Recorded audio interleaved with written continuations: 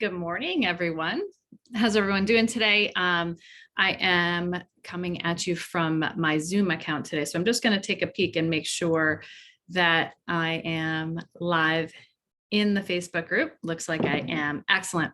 So we are on day 2 of our Metabolic Jumpstart Challenge. So if this is the first time you're seeing or hearing about this, we do challenges in the group every week, but about 4, maybe 5 times a year. I do a more in-depth challenge where I'm coming live in the group every day. I send emails, there's a workbook, there's daily worksheets. So that's what's going on here this week. So you're going to see a lot more of me. Yesterday was our day 1. We talked about nutrition and specifically protein. Today, we're going to talk about exercise, and specifically, or more specifically, we're talking about strength training. Now, I want to preface this with something. When it comes to your health and your fitness, for me, my philosophy is that exercise is a non-negotiable. So I firmly believe that exercise should be a part of your daily life, okay? Whether that's getting in enough steps, whether it's walking, running, strength training, ideally it's a combination of all of those things. But I'm very passionate about the difference between exercising for health and exercising as punishment. And I think that's where the waters get muddied.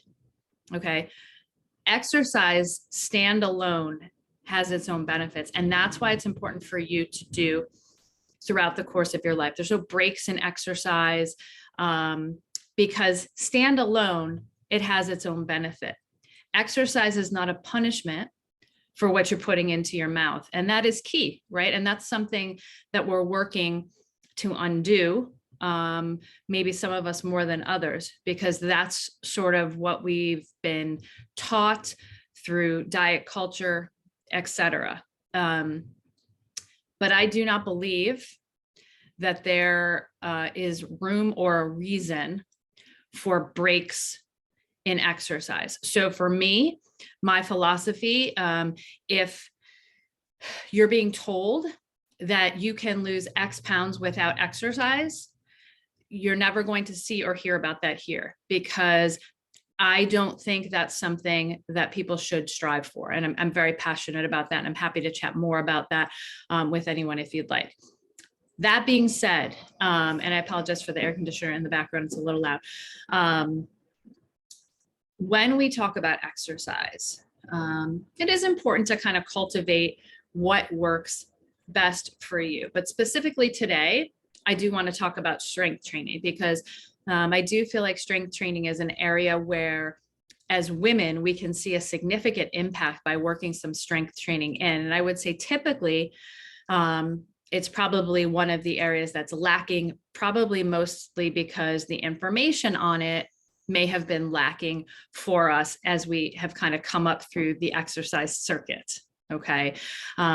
A lot of people, a lot of women think, oh my gosh, I can't do strength training because I'm going to get bulky, right? I want to tell you that there is no possible way that you can, quote unquote, get bulky by doing like 2 to 3 strength training workouts per week.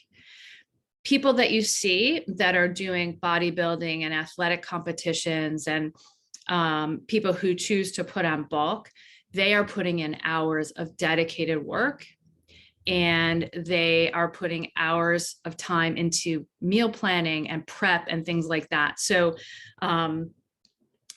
unless you're planning to do those things, you're not going to get, quote unquote, bulky if that's not something that you want to do. I do, though, want to stress the importance of strength training, especially for women. After the age of 30, our muscle mass starts to decline just because of the natural aging process, right? And we know having that muscle, maintaining that muscle, helps to maintain our metabolism. But I also want you to think about it just simply from like a functional point of view. We need those muscles to support our joints, to work with our tendons and our ligaments, to keep us stable, to, as we get older, prevent falling, to improve balance.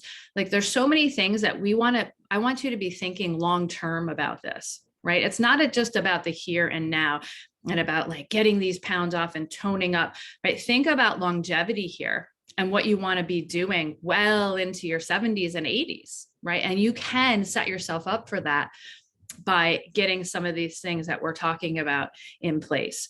So back to strength training, where to start. There's a bunch of workouts in the workbook that goes along with the challenge this week.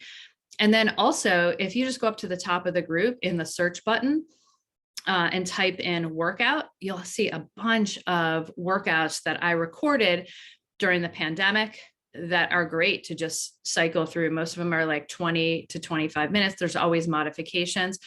But again, we don't have to be in the gym. We don't have to be lifting heavy weights. You can start with basic body weight exercises, push-ups, squats, anything basic like that, planking.